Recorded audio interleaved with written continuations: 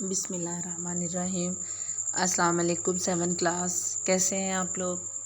انشاءاللہ آپ سب لوگ ٹھیک ہوں گے اور آپ کے پیرنٹس، گھر والے سب ٹھیک ہوں گے انشاءاللہ۔ تو جی پیارے بچوں، آج ہم پڑھیں گے اپنا لیسن گھریلو ملازمہ نے نوبل انعام پایا، ٹھیک ہے۔ صفحہ نمبر اس کا 35 ہے۔ توصیف کا خواب ہمارا کمپلیٹ ہو گیا، اس کے آنسر، کوسچن، ورڈ، میننگ، ہر چیز ہم نے کر لی ہے۔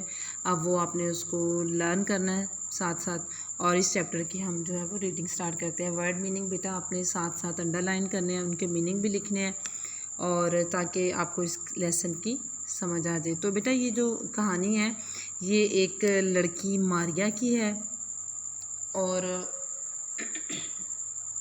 اس کو گھریلو ملازمہ نے نوبل انعام پایا، یعنی کہ وہ ایک، اب اس کے ٹائٹل سے ہی ہمیں سمجھ آ رہی ہے کہانی، سبق کے عنوان سے بچوں، کہ اس میں ایک لڑکی ہے جو کہ گھریلو ملازمت وہ کرتی ہے، لیکن کیا ہے ایٹ دی اینڈ کیا ہوتا ہے بچوں کہ وہ لڑکی اتنی بڑی، اتنی پڑھ لکھ جاتی ہے، اتنی لائق، قابل اور ذہین ہوتی ہے کہ نوبل انعام پاتی ہے۔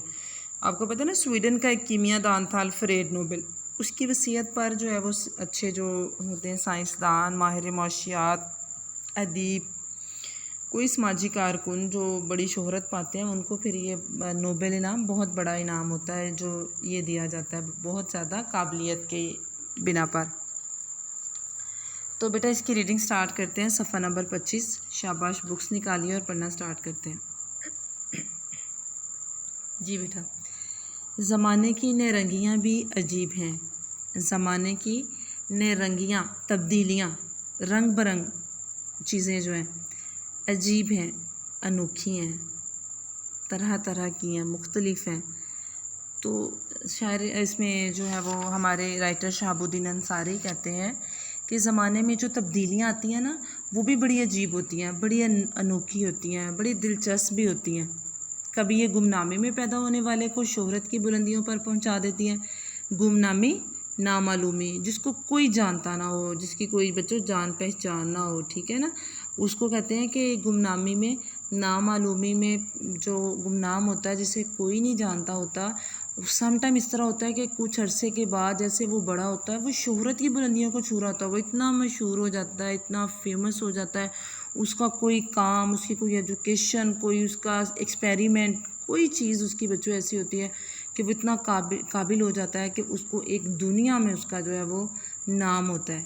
پتہ ہے نا، ہمارے بھی ایسے بہت سارے شعراء ہیں، بہت سارے ہمارے بچوں ماہرین تعلیم ہیں، بہت سے ہمارے ایسے جو ہے وہ کھیلوں میں ایسے نام ہیں، ہماری ایجوکیشن میں ایسے نام ہیں، ہمارے جو ہے وہ وزیر اعظم، وزراء، بانیہ پاکستان، اتنے بڑے بڑے نام ہیں ہمارے ہسٹری میں، اگر ہم دیکھیں تو بادشاہ ہیں اتنے اتنے، ٹھیک ہے بچوں۔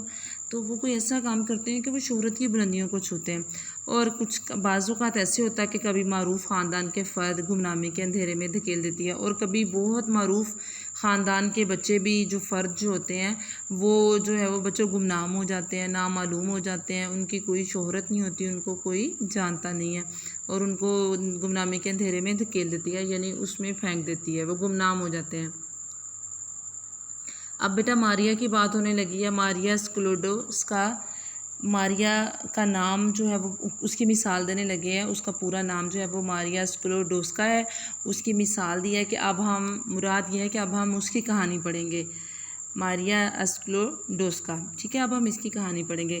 باپ پولینڈ کے ایک اسکول کا ٹیچر، باپ ایک ٹیچر ہے، ملک غیر ملکی حکومت کا غلام ہے، یعنی وہاں پر کسی اور کی حکومت ہے، ٹھیک ہے۔ ماں ٹی بی کی مریض ہے، اس کو ایک مرض لگا ہوا ہے جو آپ کے پھیپھڑوں سے تعلق رکھتا ہے۔ ایسے خاندان میں ایک بچی پیدا ہوتی ہے، ابھی 11 برس کی بھی نہیں ہو پاتی کہ ماں کا انتقال ہو جاتا ہے، ماں فوت ہو جاتی ہے۔ پیارے بچوں، باپ کو اپنے وطن کی آزادی کے لیے، اب وہ آپ کو اس کی ہسٹری بتا رہے ہیں کہ یہ ان کے حالات ہیں، اور اب دیکھنا کہ وہ کتنی زیادہ ترقی کرے گی سائنس کے شعبے میں، وہ کتنی آگے جائے گی۔ باپ کو اپنے وطن کی آزادی کے لیے جدوجہد کے جرم میں ملازمت سے برطرف کر دیا گیا، یعنی باپ جو ہے وہ اپنے وطن کی آزادی کے لیے کوشش کر رہا تھا، اور اس گناہ کی سزا میں وہ کیا ہوا کہ ملازمت سے برطرف کر دیا گیا، الگ کر دیا گیا، اسے ملازمت سے، نوکری سے نکال دیا گیا۔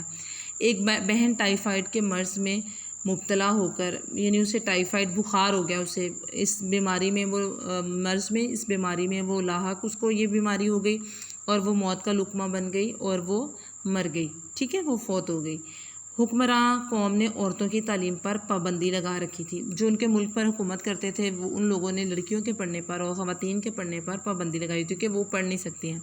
مشکلات کے ان پہاڑوں کے سامنے اچھوں کی ہمت جواب دے جاتی تھی، یعنی بڑے بڑے جو حوصلہ مند لوگ ہوتے ہیں ان کی بھی ہمت اور حوصلہ ختم ہو جاتا تھا۔ لیکن ماریا ایک عام لڑکی کب تھی، اسے تو دشواریوں سے ہار مان لینے کی بجائے ان کا مقابلہ کر کے خوشی ہوتی تھی، یعنی وہ دشواریوں پر بچوں مشکلات پر قابو پا لیتی تھی اور وہ ان کا مقابلہ کر کے وہ اچھا محسوس کرتی تھی، نہ کہ وہ جو ہے وہ احساس کمتری کا شکار ہو، بلکہ وہ ان ایسے محاذوں پر لڑ کر خوش ہوتی تھی۔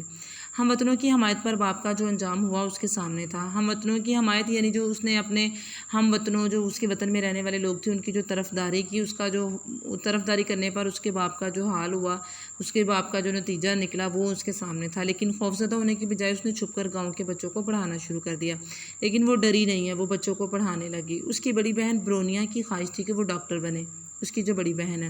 پولینڈ میں رہ کر ڈاکٹر بننا تو درکنار اعلیٰ تعلیم حاصل کرنا ہی ناممکن تھا۔ اب وہ کہتی ہے کہ پولینڈ میں رہ کر اچھی ڈاکٹر بننا تو ایک طرف درکنار، ایک طرف اچھی تعلیم حاصل کرنا بھی بچوں ممکن نہیں تھا۔ خواہش کو پورا ہونے کا ایک ہی راستہ تھا، فرانس کا سفر، کہ وہ فرانس کے ملک میں چلی جائے، کہ وہ فرانس چلی جائے۔ لیکن سفر کے خرچ اور پیرس میں رہنے کے اخراجات کا بندوبست ایک مشکل امر تھا۔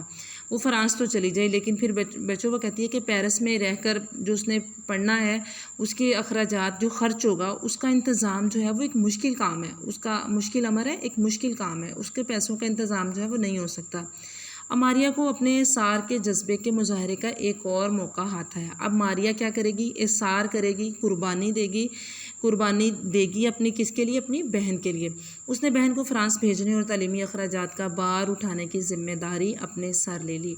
تو پیارے بچوں اس نے کیا کیا؟ اپنی بہن کو فرانس بھیجا ہے اور اس کی جو تعلیم کا سارا خرچ ہے اس کا بار، اس کا بوجھ اٹھانے کی ذمہ داری جو ہے وہ اپنے سر لے لی۔ اس کام کے لیے اس نے شہر کے کھاتے پیتے خاندان میں بچوں کی دیکھ بھال کے لیے ملازمت کر لی۔ اب وہ ایک گھر میں پیارے بچوں کیا کرنے لگی ہے؟ نوکری اس نے شروع کر دیا، بچوں کو دیکھ بھال، یعنی آیا کی جاب اس نے، نوکری اس نے کر لی ہے۔ البتہ بڑی بہن سے یہ وعدہ لیا کہ جب وہ تعلیم مکمل کرے گی تو ماریا کو فرانس بلا لے گی، اپنے پاس بلا لے گی۔ ماریا نے ایک عزم کے ساتھ خود کو سائنس کی تعلیم حاصل کرنے میں گم کر دیا۔ اب ماریا نے پیچھے سے کیا کیا؟ بہن کو بھیج دیا، ملازمت بھی ہے، اور اس نے ارادہ کیا، عزم کیا، ارادہ کیا ہے کہ وہ اپنے آپ کو سائنس کی تعلیم میں گم کر دے گی۔ وہ کھو گئی، وہ اس میں مگن ہو گئی اپنی تعلیم حاصل کرنے میں۔ دھن کی پکی ہمت و جرات کا نمونہ یہی ماریا اسکلوڈوسکا آخر ایک دن دنیا کے چند ان سائنسدانوں میں شمار ہوئی جسے نوبل انعام سے 2 بار نوازا گیا۔ ایک بار نہیں بچوں، 2 بار۔ یعنی اپنے شوق کی وہ ایسی پکی تھی، ایسی اس میں ایسا حوصلہ تھا، ایسی بہادری کا وہ ماڈل تھی پیارے بچوں، کہ وہ دنیا کے ان سائنسدانوں میں شمار ہوئی جنہیں 2 بار وہ بڑا انعام ملا، جس کا میں نے آپ کو بتایا تھا کہ وہ ایک سویڈن کا کیمسٹ تھا جس کی وصیت پر بڑے بڑے سائنسدانوں کو، ادیبوں، ماہر معاشیات، سماجی کارکن یا جو بھی کوئی اس طرح کی شخصیات ہوتی تھیں ان کو دیا جاتا تھا۔ تو پیارے بچوں 2 بار اس کو ملا، ٹھیک ہے، جو ایک نوبل انعام پانے والے کی ماں اور دوسرے کی ساس بنی، جسے دنیا مادام ماریا کیوری کے نام سے جانتی ہے۔ اب 1890 تک اب ان کے گھریلو حالات بتانے لگے۔ 1890 تک ماریا کے گھریلو حالات قدرے بہتر ہو چکے تھے، کچھ بہتر ہو گئے تھے۔ وہ چاہتی تو پیرس جا سکتی تھی لیکن احتیاط کا تقاضا تھا کہ ابھی کچھ اور صبر کیا جائے، لیکن وہ کہتی تھی کہ احتیاط کا یہ ہے کہ کچھ دیر اور صبر کیا جائے، انتظار کیا جائے۔ آخر 1891 میں وہ فرانس کے لیے روانہ ہوئی، پھر وہ فرانس چلے گی، ٹھیک ہے میرے بچوں۔ اس کی بہن بھی تو فرانس ہے نا، وہ بھی پھر فرانس چلے گی۔ پیسے کی کمی کی وجہ سے اسے ٹرین کے سب سے نچلے درجے میں سفر کرنا پڑا۔ شروع کے کچھ دن اس نے اپنی بہن کے گھر گزارے، یہاں اسے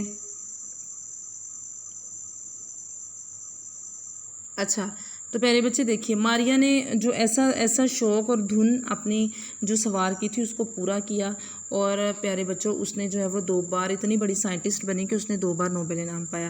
پھر پیارے بچوں کیا ہوا کہ اس کے گھر کے حالات بتانے لگے ہیں کہ وہ اتنے جو ہے وہ کچھ بہتر تھے کہ وہ فرانس سے آ سکتی تھی، لیکن کیا ہے کہ نچلے درجے میں کچھ اور اس نے صبر کیا، پھر وہ نچلے درجے میں سفر کیا، اپنی بہن کے گھر گئی، یہاں اسے ساری سہولتیں میسر تھیں، یعنی اس کے پاس جتنی بھی زندگی گزارنے کی آسائشات تھیں نا بچوں اس کے پاس تھیں۔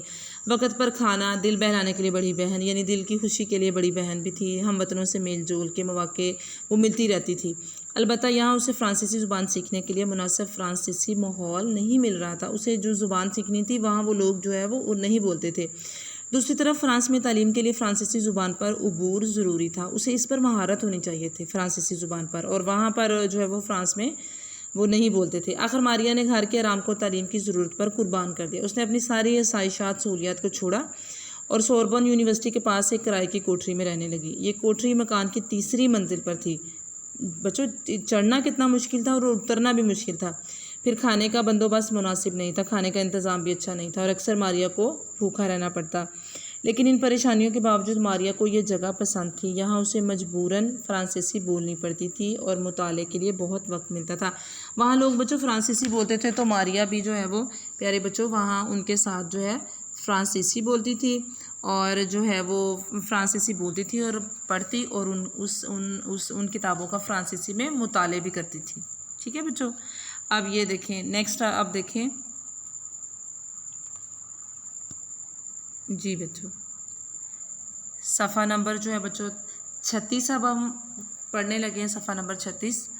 آخر مشکل دن ختم ہوئے۔ 1893 میں وہ طبیعیات اور 1894 میں ریاضی کے امتحان میں پوری کلاس میں اول اور دوم مقام کے ساتھ کامیاب ہوئی۔ اب اس نے 2 سبجیکٹ بچوں پڑھے ہیں، 2 مضامین پڑھے ہیں، طبیعیات فزکس پڑھا اور ریاضی پڑھا ہے۔ انہی دنوں اس کی ملاقات پیرے کیوری سے ہوئی، ٹھیک ہے، جو فزکس کے مضمون میں اعلیٰ صلاحیت کے مالک تھے، یعنی وہ بڑی قابلیت رکھتا تھا فزکس کے، طبیعیات کے مضمون میں پیرے کیوری جو تھا۔